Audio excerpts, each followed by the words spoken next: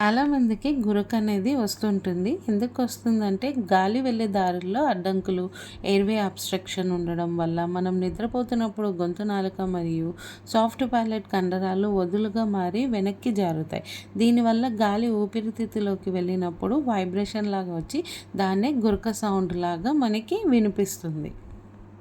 దీనికి సంబంధించి ఒక 5 సింపుల్ టిప్స్ చెప్తాను. ఫస్ట్ మనము ఒక సైడ్ తిరిగి పడుకోవాలి. రెండోది వాటర్ అనేది దాదాపు 2-3 లీటర్స్ అనేది తగ్గకుండా తాగండి. మూడోది ఎప్పుడు కూడా నిద్రపోయేటప్పుడు ఒక స్మాల్ గ్లాస్ వాటర్ గోరువెచ్చని నీళ్ళు తాగి నిద్రపోండి.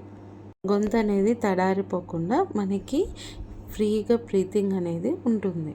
గురక తగ్గాలంటే కొన్ని నీళ్ళల్లో 5-6 యాలక్కాయలు మరిగించి ఆ కొన్ని గ్లాస్ ఆఫ్ వాటర్ మనం నిద్రపోయే ముందు తాగి పడుకుంటే ఈ గురక అనేది దాదాపు తగ్గుతుంది.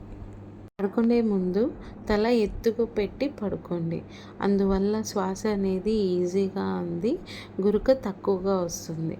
Hope you all understand the video. Like, share and subscribe the channel.